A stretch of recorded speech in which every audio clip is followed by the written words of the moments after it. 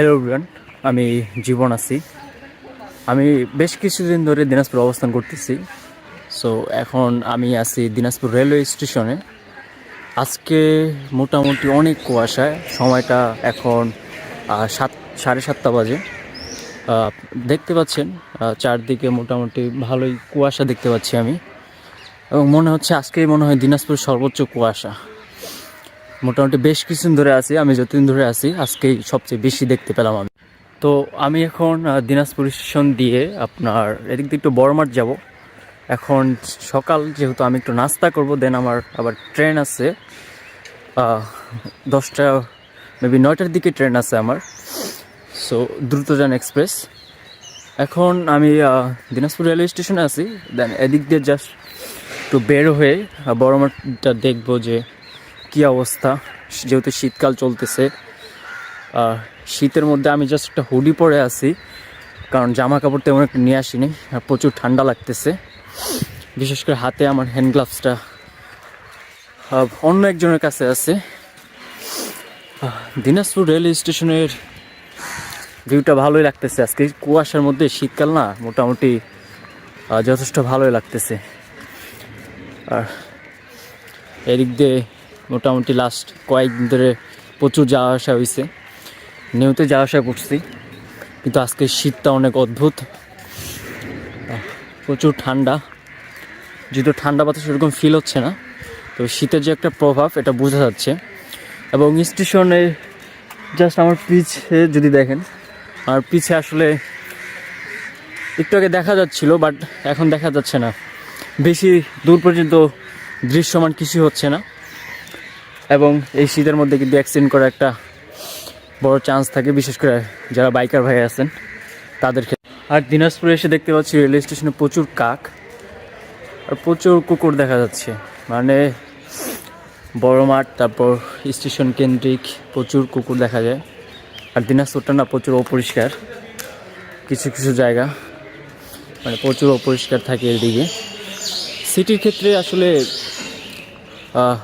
যথেষ্ট ব্যবস্থা নেওয়া যায়, তো অনেক সুন্দর সুন্দর এবং গোছালো শহর অনুযায়ী এটা প্রচুর ব্যবস্থা নিতে পারতো, কিন্তু হয়তোবা কোনো কারণে হয়তোবা তারা এরকম কিছুই করে নাই।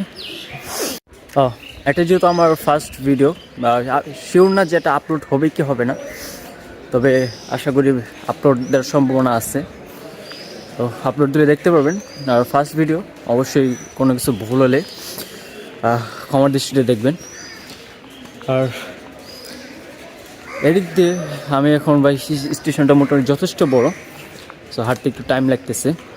আমি এদিক দিয়ে কিছু ছবি তুলবো, ছবি তুলে দেন বড় মাঠে যাব আমি।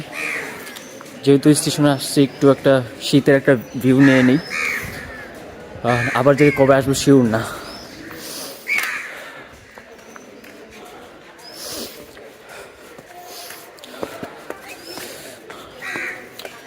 আর এখানে যে ফুট ওভার ব্রিজটা আছে, এটা পুরোটাই আপনার সিমেন্ট এবং লোহা দিয়ে তৈরি। এখান থেকে শীতকালে একটা সুন্দর ভিউ পাওয়া যাচ্ছে চারদিকে, এবং প্রচুর কুয়াশা। আমার পিছে আপনি বেশি দূর একটা দেখতে পারবেন না। আর এইদিকে যদি দেখেন, মানে কুয়াশা একদম ভরপুর দিনাজপুর আজকে। যাক, আজকে দিনটা অনেক সুন্দর। সকাল সকাল যদি কেউ বের হন আপনারা, আশা করি শীতের একটা যথেষ্ট ভিউ নিতে পারবেন এদিকে। এবং শীতটাকে যদি এনজয় করতে চান, ডেফিনেটলি উত্তরবঙ্গের কোনো অঞ্চলে আসতে হবে। আর লাস্ট কিছুদিন ধরে তো দিনাজপুরে প্রচুর ঠান্ডা রেকর্ড করতেছে খালি। আচ্ছা, বড় মাঠ যেতে যেতে গতকাল একটা ঘটনা শেয়ার করি আমি।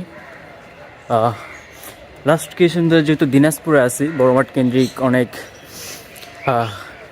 ভিক্ষুক থাকে, অনেক চাঁদাবাজি থাকে, অনেক হিজলারও থাকে, যারা একদম আপনার কাছে এসে ইনস্ট্যান্ট টাকা দাবি করবে। না দিলে হয়তো বা আপনি হেনস্থার শিকারও হতে পারেন।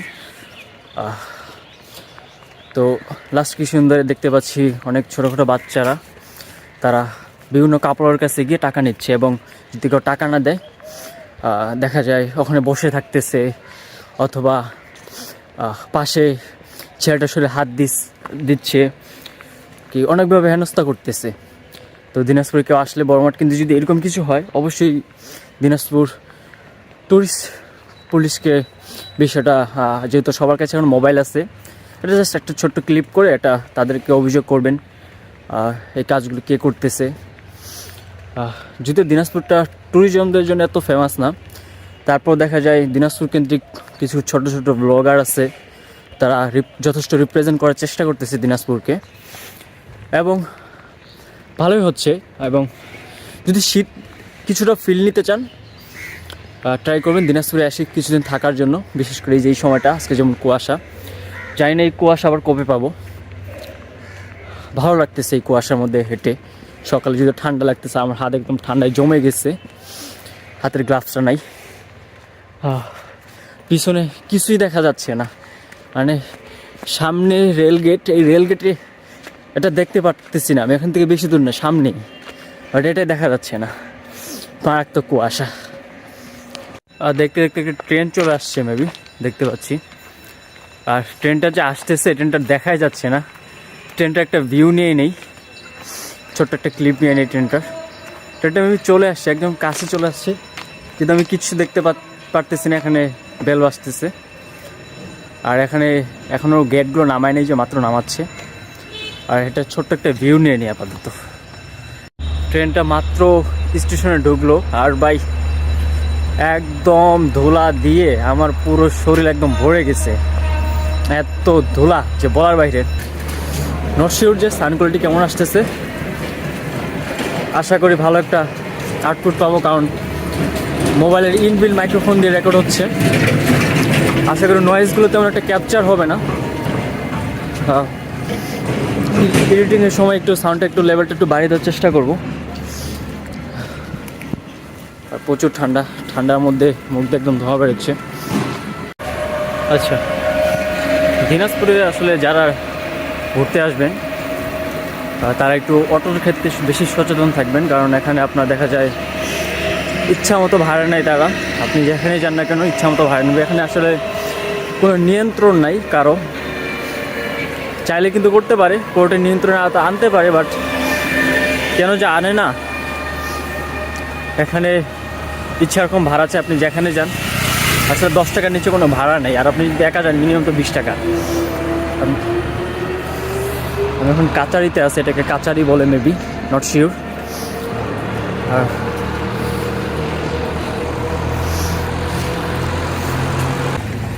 বর্তমানে প্রচুর কুয়াশা, দিনাজপুর একদম মিনারগুলো দেখা যাচ্ছে না, ওই পাশে ঈদগাহ মিনারগুলো। আজকে এই সময়টা আসলে ফাঁকা, প্রচুর ফাঁকা।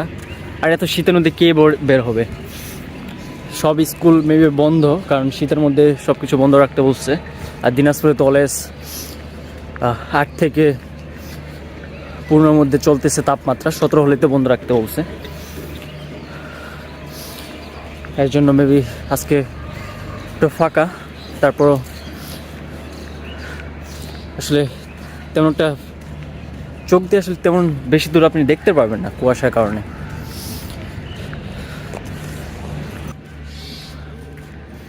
আসলে ট্রাইপড ছাড়া ভিডিও করতে একটু কষ্ট হচ্ছে, আর হাত ব্যথা হয়ে যাচ্ছে। আর এই যে আমার পিছনে আপনি দেখতে পাচ্ছেন দিনাজপুরের বিখ্যাত জায়গা এটা।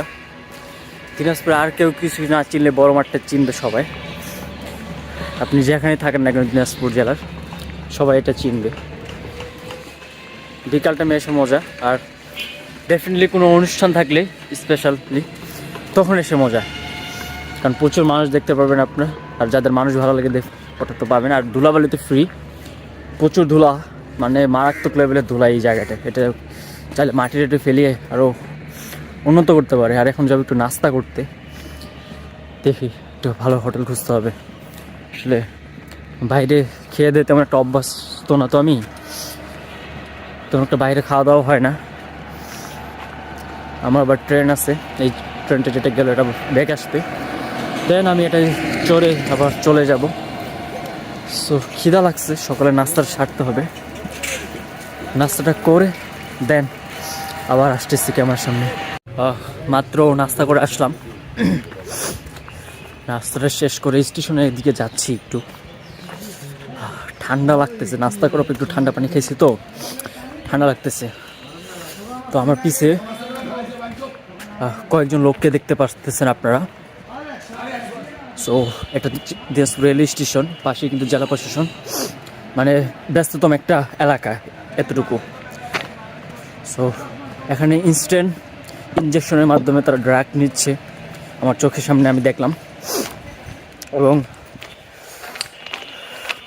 আসলে কারো কোনো তত্ত্বাবধান নাই, স্টেশনের মতো একটা গুরুত্বপূর্ণ জায়গায় তারা ওপেন ড্রাগ নিচ্ছে। এদিক দিয়ে যদি হয়তোবা তারা ড্রাগ নেওয়ার পর হয়তোবা একটু নেশাগ্রস্ত হয়ে যেতে পারে, এমন হতে পারে যে কোনো মেয়ে মানুষ যাচ্ছে তাকে ইফটেজিং করতে পারে বা অশালীন ব্যবহার করতে পারে। দিনাজপুরে যারা আসবেন, বিশেষ করে বড় মাঠ কেন্দ্রিক, তারপর যে স্টেশন কেন্দ্রিক, এগুলো অহরহ দেখতে পাবেন।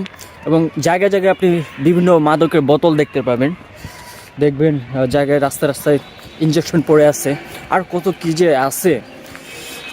সবাই তো পজিটিভ দিকগুলো তুলে ধরে, আমি একটু নেগেটিভ দিকগুলো মানে বেশিই বলে ফেললাম। এখন 8টা প্লাস বাজে, আর প্রচুর ঠান্ডা অনুভব হচ্ছে, ফিল হচ্ছে একটা ঠান্ডার ভাব, আর মেবি একটু বাতাস প্রবাহিত হচ্ছে। তার মধ্যে নাস্তা করে আসলাম আর ঠান্ডা লাগতেছে। আর আমার যদি সাউন্ড কোয়ালিটি একটু লো গ্রেড হয়ে থাকে দুঃখিত, কারণ মাইক্রোফোন হিসেবে আমি মোবাইলের ইনবিল্ট যেটা মাইক্রোফোন এটা ইউজ করতেছি। আমি জানি না ভিডিও কোয়ালিটি কেমন আসতেছে, এডিটিংয়ের ক্ষেত্রে হয়তো একটু ইমপ্রুভ করা যাবে।